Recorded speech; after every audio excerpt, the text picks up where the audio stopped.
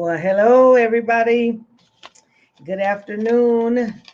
We are here for the 2 o'clock live with Educator to Trader. 2 o'clock live. Yes, we're here. Pass the word. Tell your friends, anybody else who wants to know that we are live. Live in living color. Y'all remember that? Anybody remember the in living color little song that we went into? In living color. Yeah, we were live and in living color.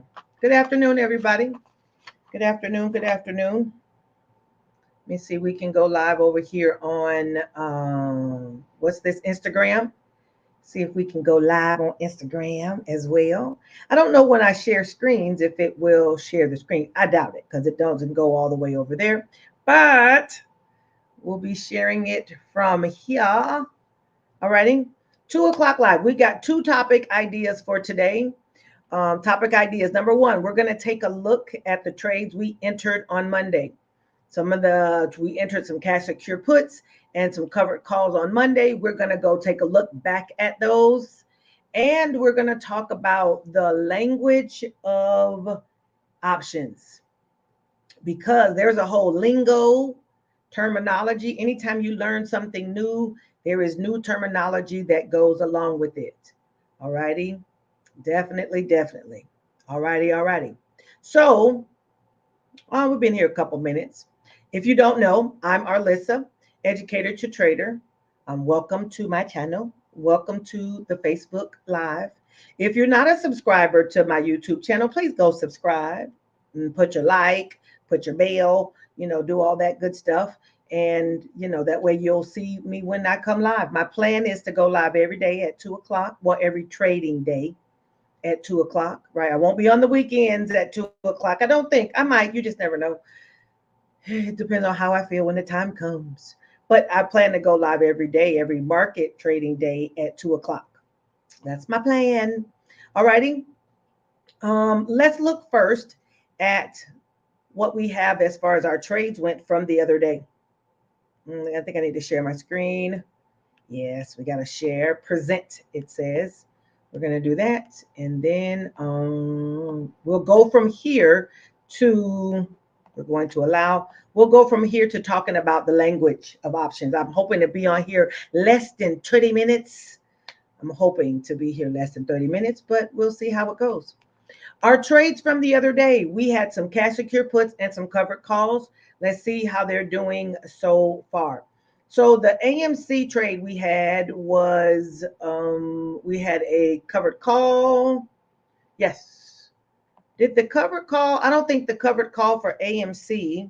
Well, we also had a cash secure put for AMC. Actually had two of them, looks like. For July the 7th. We're looking first at this AMC trade up here, not this covered call. We'll come to that in a second. We're selling a put on this on AMC with July the 7th expiration. So it doesn't expire until next week. Our trade price was $43. It is currently worth $38, which is what we want. When you're a seller, you want the money to be going, the mark to be lower than the trade price. You want to sell high, buy low. Okay, that's how we want it to do. If you're on Instagram and want to see what we're doing, y'all come find me over on YouTube. I'll put it in the chat where I am, so you can come find me on YouTube, and then you can see my screen. Okay, youtube.com/ where's my slash? Sorry if I'm rocking the camera. At Educator to Trader. That way you can see what we see. Do you see what we see? Hey, everybody. LaShawn, Miss Myra, and Mr. Dumansky. Y'all come over to look at me, or come find me on YouTube, so that way you can see the screen. All righty. Anyway, when you're a seller, you want the trade price to be higher than the mark. We want to sell high and buy back low, or buy back worthless or worth less. At this point, this trade says that we're $9 is our open P&L. I like this P&L percent to be at least 50%. before I close it. I generally close it between 50 and 70%. And yeah, because there's no reason to wait all the way till it closes or expiration. If you don't need to, just go ahead and take your money off the table, release your buying power, and go to the next thing. All righty. For the AMC trade, looks like we were doing an AMC covered call, but maybe the second side of this didn't pick up. So let's go ahead and try to put that trade on now. Trade price, our price for our shares are $4.40. AMC is currently worth $4.11. Generally, you want to do covered calls on days when the price for AMC is up, right? You want AMC to be up when you're doing, or whatever. You want it to be having a green day, which it is kind of having a bit of a green day. If you look right here, it shows you the little bit of green. You want it to be on an up day because prices, you get better premiums when the price is going up. So let's look. Our cost basis was $4.40. We want to get a covered call above that, just in case they get called away. You want to make a profit out of that. So we can go to $4.50 if we want. We can go up to $5. That's only going to collect for us about $8. Yeah, may or may not be worth it for us. So let's go look at the 14th and see if we can get a little bit better money. Yep. So for the 5 strike, we can collect $16. Now, you may say this $16 isn't really a lot of money, but your 100 shares is just sitting there growing or doing what they're doing. So you're collecting cash while you wait. And this money, this $16 or whatever amount you take, will come to you right away. The broker is going to give this to you right away. Covered call, we're selling a call. This is why this -1 is a call, and we can confirm and send. Okay.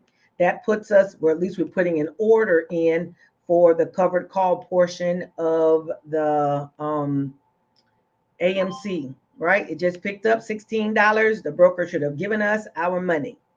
We put in an applied digital. We had 2 calls with applied. We sold a put and we did a covered call. We bought shares and sold a covered call. Let's talk about them separately.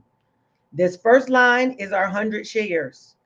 This line down here is the covered call that we sold at 11. Now that's we took in $90 for it. It's now worth 17. Yes, this is what we want. Looks like it has profited 80%. So we're ready to close this. Our profit money that we're going to keep is $72. When you're selling and then you close it, you basically have to buy to close. So you're buying to get out. You sell to open and buy to close. We can sell this. I'm going to right click. This is Thinkorswim I'm using. I'm a fan of Thinkorswim. Anybody who knows me knows I'm a fan. I'm a fan of Thinkorswim. What this other one is, though, this other trade is the put we were selling. We are selling a cash secure put with the 21st of July as our expiration. We've got time. But look at this. We have an 8 put, which means we don't want the price. We don't really want the price to be or stay below 8 for too long. Otherwise, if we get to expiration, and sometimes a little early, somebody else will exercise and we'll get assigned these 8. We'll get assigned these 8 put shares. We'll get assigned 100 shares at the $8 price. All righty. So your broker has already blocked off the money. If you did this trade, your broker already blocked off the money for this. So it's just sitting there. If you get assigned, you're basically going to be put 100 shares of this stock. Price now is at $7.60. So it's not really too much below the 8. We do still have some time. I also, though, do encourage that you have some type of stop loss. And we'll talk about stop losses on a different day because that could be a whole 2 o'clock discussion. Okay, whole 2 o'clock discussion. So we're leaving the applied digital. We closed off our covered call because it had made us more than 80% profits. We closed that. And we can actually open another one. We won't do it today, but you can open another covered call. Make sure that you're above your cost basis of $9.50, which you want it to be an up day when you do that. And you can enter into another covered call. You can do it the same day. I'm just going to wait till another day. All right. You could very well do it the same day. Very well could do it on the same day. Nope, not that. Now, okay. KLR was another one that we did. KLR was a covered call that we did.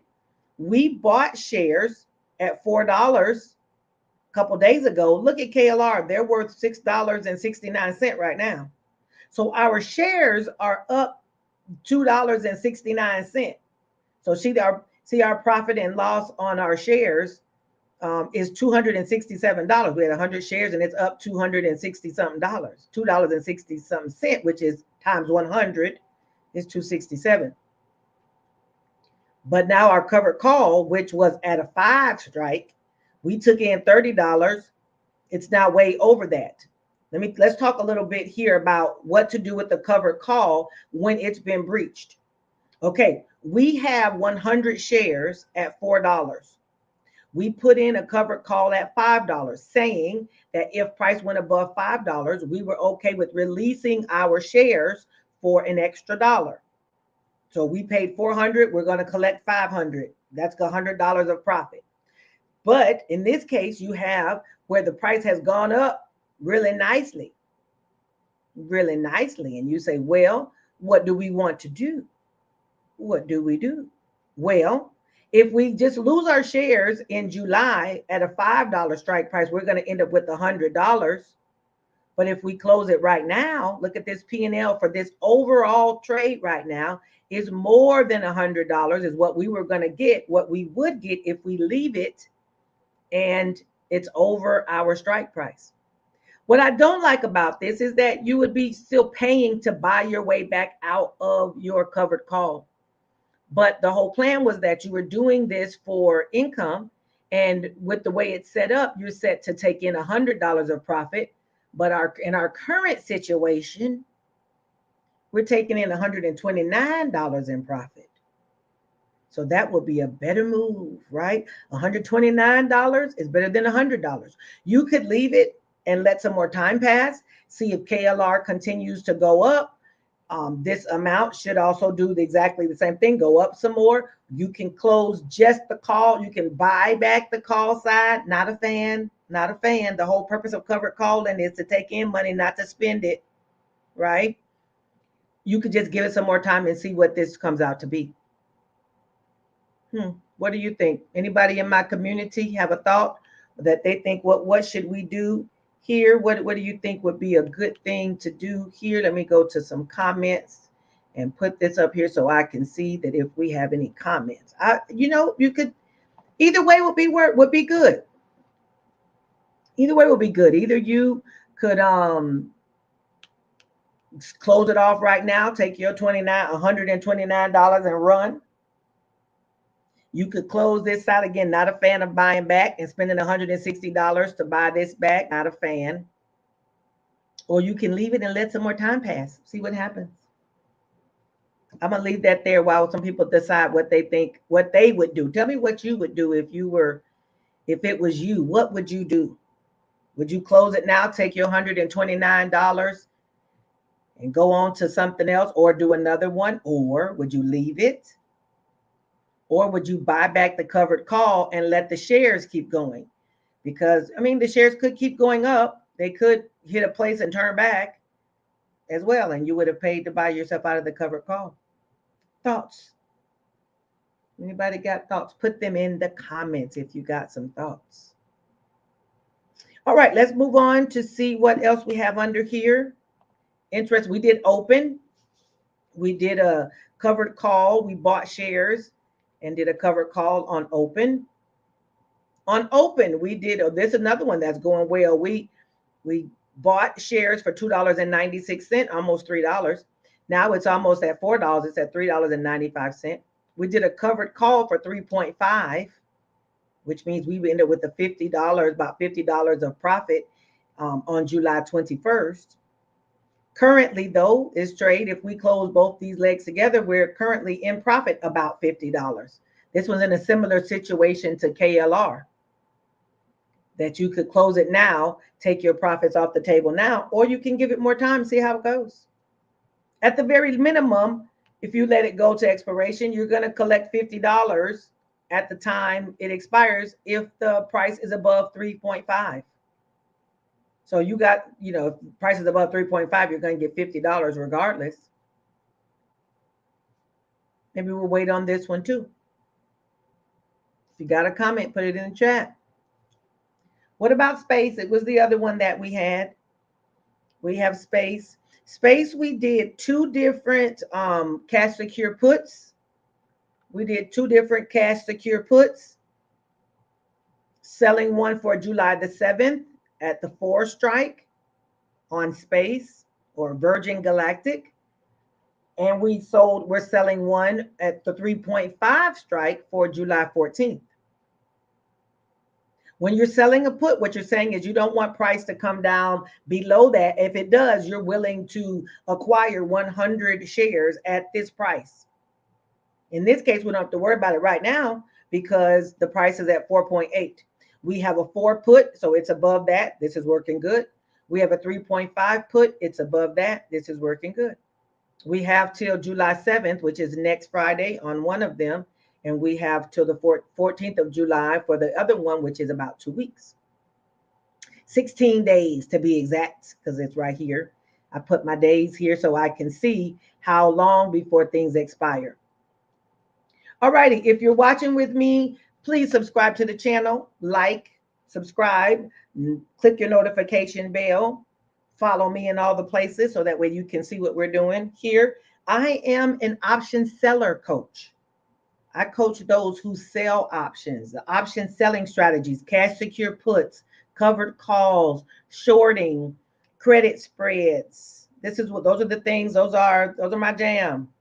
That's what we do in the Educator to Trader community, right? That's what we do. Now, some of y'all don't know me. Who is this girl and where did she come from? And why is she on YouTube every day?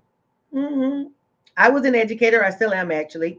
I teach math. I teach college level math. I'm a professor.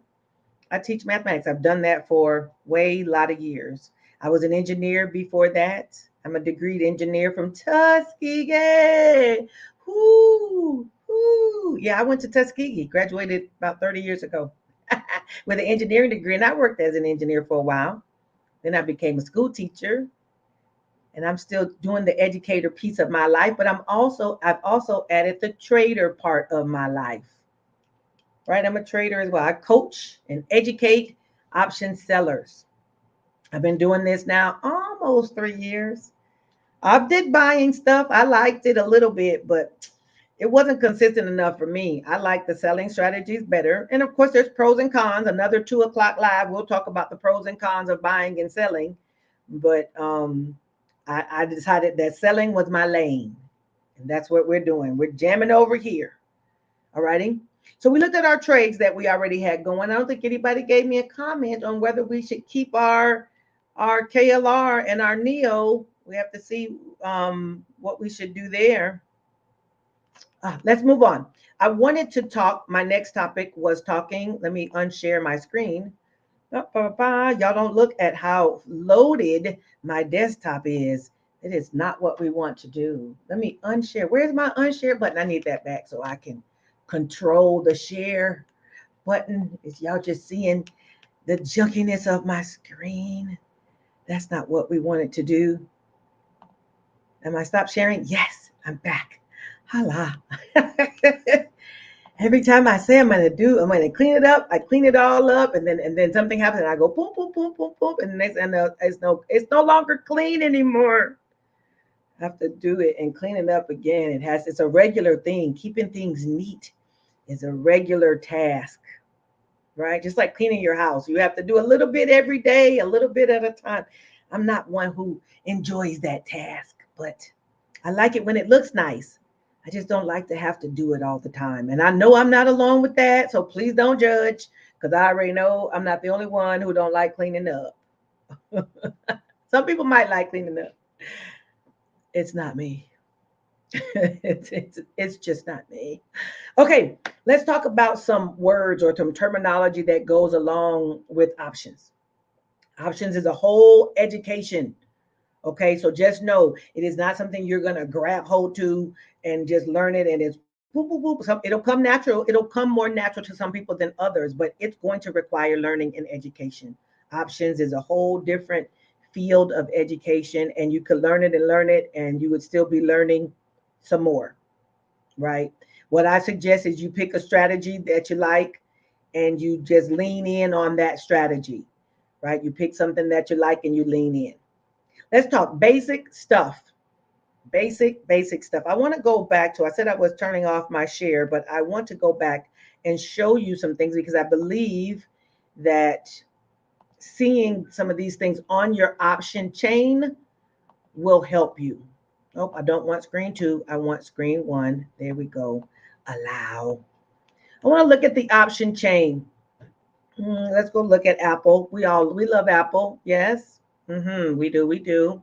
Here's the option chain. This is the one on Thinkorswim. Different brokers look a little bit different, but there are some consistencies between them. On most option chains, you're going to have the underlying, which is the stock you're looking at, either a stock or an ETF. An ETF is an exchange traded fund. It's a group, a conglomerate of stocks that are all traded together in a fund. It's a little bit different than a mutual fund. They actually cost less to manage. So people like ETFs. SPY is an ETF. There's a few others I could name, and no, we won't do that. But ETF, or you have an underlying, which is the stock here, the ETF, the index. SPX is an index. RUT is an index. Those are indexes. And you can trade options. Right next to here, you're going to see the name of the stock we're looking at. We're looking at Apple here. The price should be here somewhere on your option chain. The price should be. You have a B and an A up here. B and A stand for bid and ask. We're going to see bid and ask on the prices. Bid and ask. This ETB is easy to borrow. Sometimes you'll see it says HTB, which is hard to borrow. It really ought to say impossible to borrow, because if it has an HTB, you won't be borrowing it. You might, depending on how many shares I guess you want to borrow. But that's for shorting. Borrowing shares goes with shorting. This is what this ETB and HTB. ETB, easy to borrow. HTB, hard to borrow. Says you can basically short shares of Apple. You can borrow them from the broker. I teach shorting, so I'm not going deep into that. And if you're interested in shorting, you can go into my community, Educator2Trader.com. On my website, I've got a whole training on shorting, on short selling shares. All right. If you're interested in that topic, you can find that and all these other topics you can find at Educator2Trader.com. Tells you that Apple is a part of the NASDAQ. This market moves, this MMM number, I think it's a market movement. I forget what the other M is. But it lets you know that it's the anticipation is that it will market move about $1.67. I want to say by today. That's what this goes with today. You see, you got expirations here. All these expiration dates are under here, right? I'm going to open up the one for this coming Friday. Apple expires every Friday as far as options go. And these in the middle, you see you got your expiration over here. Tells you that it's weeklies. You have a delta. I have mine set up where I have a delta, a volume, open interest, the bid, and the ask. There's all kind of things you can put on these sides. And depending on what you're looking at and what you need yours for, you may want more things. I do not. I cannot have a lot of different things because I get easily distracted. So I can't have a bunch of stuff. So you got the bid, the ask, open interest, volume, and delta. I use delta as a seller. We use delta a lot. That delta is the Greek that we use all the time as a seller. That's the way it is. So I don't need the other ones. I don't need Vega, and I don't need theta and gamma. Those are all Greeks. If you hear people talk about the Greeks, that's what they're talking about. There's actually a couple more. I'm trying to remember what they are. They're not necessarily important to what I do, but there are others, right? We have expiration dates here in the middle, same expiration, just so in case you forgot which one you're on, they're in the middle here. You got a strike price. Strike price is the price at which you will perform whatever contract you picked. So if you say, I'm willing to sell a call at the 140 strike, you're saying that I'm willing to sell 100 shares of Apple stock shares at $140. That's what you're saying. If you're buying a call at 140, you're saying I'm buying at this price. If the price gets above or gets way already above 140, I'm willing to buy 100 shares at the $140 price. You got calls on the left, Puts on the right. No matter which broker you're using, the calls are on the left and the puts are on the right. They might have other things like Robinhood on the app has it kind of a toggle where you can toggle between bid and ask and call and put. They're the only ones that are a little bit different, but it's still very straightforward. But in most brokers where you see a desktop type of format, you see the calls on the left and the puts on the right. Yes. Bid is what you're doing when you're selling. That means you see, this is what you're willing to sell it for. This is what you're willing to sell it for. Ask is for buying. When you're buying things or buying calls and puts, you select the ask category. That's what you're going to pay for it. These numbers here in the column are called premiums. Premiums is how much money, if you're in the ask column, how much money you're going to pay. And the bid column is how much money you're going to receive when you enter this trade. Ask column is for buyers, means that's what you're willing to pay. And the bid column is what you're going to receive, right? What you're going to receive. Highest bidders, think about the auction maybe, and your ask is your asking price.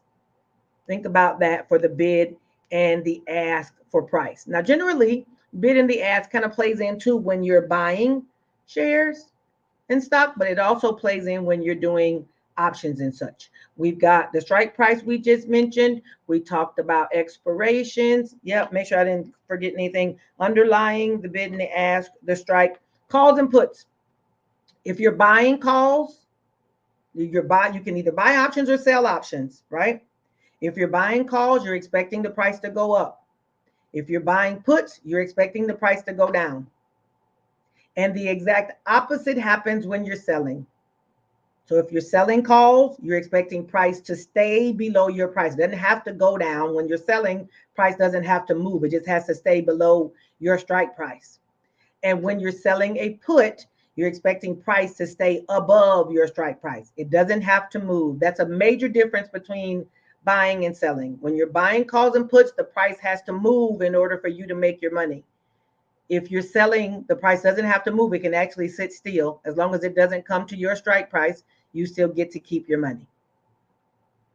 All righty. Ooh, I'm working up on my 30 minutes.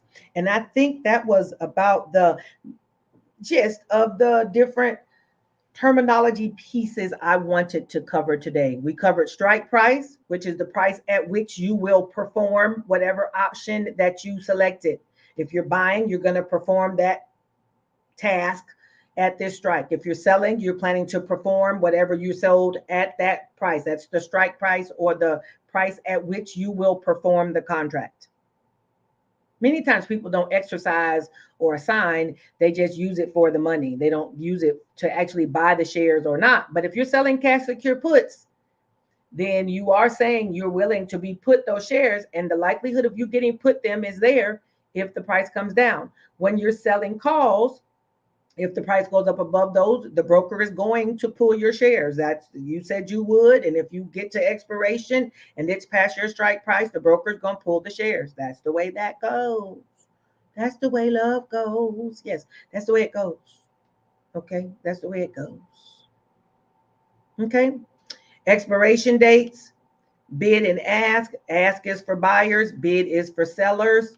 Open interest, basically the people who already have contracts at this price. Volume, how much volume there's, or maybe there's interest. Open interest, I think, is just people who already have open contracts. Volume may be things that are waiting in the wings.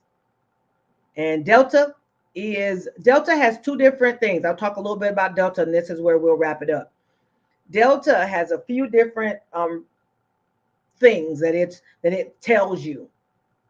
A delta says, if you're on the call side, if you're selling or buying, and you have a 42 delta, what that's saying is as the price of Apple moves up or down $1, as it moves up or down $1, your price will move up and down $42.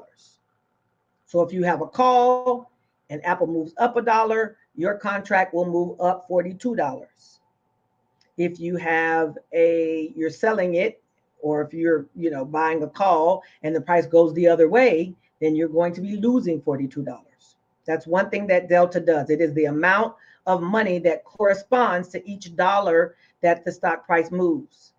Now, there's other factors. So it's not just the dollar, because you've got theta working, you've got some other things working when you're a buyer, right? So it's not that's a very natural one-for-one equation, but it also has other factors in the equation that I'm not mentioning.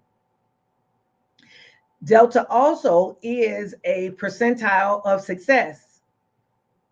It's a percent of success. So if you've got a 190 call strike with a delta of 42, what this says is there's a 42% chance that Apple will get to 190 by this expiration. It says take this 0.42, multiply times 100, that makes it into a percent. It says there's a 42% chance that Apple will get to $190 by expiration on June the 30th. But if you're a seller, you do the opposite of that. That says, take your 42, subtract from 100. That's what, 58%. There's a 58% chance it won't get here. Just like it's a 42% chance it will make it, there's a 58% chance it won't. As a seller, we're looking at the chance it won't because we don't want it to come to our strike. As a seller, you don't want it to get to your strike. As a buyer, you do. All right? Those are two ways that delta is utilized. I think it may have one more. I was thinking of one more way. I know it's statistically, it does something with statistics, but those two are the two that are of import. Of import. All righty. So we have some things running. We have some things that are running. The Options 411 boot camp. Let me stop my screen share. The Options 411 boot camp, the next one, round 4, we're calling it, is coming up July 18th and 19th. If you want to know a little bit more of a broad introduction to options, the Options 411 boot camp is for you, right? We also have an Options 411 live training, live coaching and training. It's about 4 weeks of 8 or 10 sessions. It's pretty extensive and pretty involved. And we teach you all the stuff. How to get your broker open right, how to make sure you're at the right level for options, teach you how to push your buttons. We teach you charting. We teach you the strategies, the seller strategies. We teach you terminology and lingo, all the stuff you need with a little more small group. So you got a little more hands-on teaching. I teach those every session. I'm the person who does the teaching. And you're welcome to join that. You can find all my stuff over at Educator2Trader.com. That is my website. In the mornings, we have a morning call. We have a E2T membership I have. And every morning we do a pre-market call where we prep ourselves for the things that are going to happen in the market that day, whatever meetings or announcements or whatever we talk strategies, we talk all the stuff during that morning call. Right. And then in the afternoon, we have virtual power hour. We're doing it inside of our exclusive Telegram group, which is another thing that's a part of our membership. We have a Telegram group where the folks in the membership all trade together, and they're there to communicate with each other and me. And if you got questions or problems, or you run into this, or you're thinking about a trade and you just want some input with it, because trading can be lonely. Trading can be lonely. So we have a community of people who trade together. And then every other Saturday, we do coaching where I coach on a topic, or we back test a strategy that we've used, or we clarify something, we introduce something new. All the seller stuff, because we're sellers over here. We're sellers over here. Okay. That's going on. The SPX playbook. If you're looking for a way to make daily money using SPX credit spreads, it can actually be used on XSP as well. If you're looking for a way to make daily profits, if you see me on Facebook, you see that I do post our profits a lot of times as a post of what return on collateral. That's what ROC is, return on collateral. You see me mention that because every day we've got people making money every single day. Some make $50, some make $100, some make $150, some make $25. Listen, all of it counts. If you adding some pluses into your portfolio or into your pockets, then we count them all. We count no profit is too small. especially when all you've done is released your collateral for the day and let the market do what it's do. And at the end of the day, they give you you give your money right away, but you get to keep your money at the end of the day. You can get the SPX playbook. It's running along the bottom of the screen, spxplaybook.net. You can find that for $27 and grab a hold to that. I think you add a few more dollars, you can get the videos. All righty. If you want a copy of the 7 mistakes that traders make that keep them from 7 figures, you can find that at bit.ly/7 mistakes traders make. All righty. I think I've covered. I have done as the Lord has commanded, and yet there is room. For anybody who goes to church, you might know what that is. May the Lord watch between me and thee while we're absent one from another. All righty. Is the playbook easy to follow for a beginner? Absolutely, LaShawn. It absolutely is. I wrote the book. It's written out in steps. It explains all the different things. There's screenshots. There's videos. And once you have the book, you can join the Telegram group that goes with the SPX playbook, which gives you access to me and my community to help you if you have some things that you don't understand. But yes, it is easy to understand, easy to follow for a beginner. I am a math educator. I've been educating people on difficult to understand and remember topics for a long time. So I keep that in mind when I create courses and when I create trainings, when I create books. I keep all that in mind. That some people grab it real quick, other people need a little bit more explanation. So that's why you'll hear me repeating stuff a lot of times too. So I make sure that you get it. All righty. All hearts and minds clear. I'll see y'all tomorrow. Okay, tomorrow, 2:00. I'll be back tomorrow at 2:00. All righty. It's been great hanging out with y'all. If you haven't subscribed to the channel, please do so and pass the word. Share it with other people.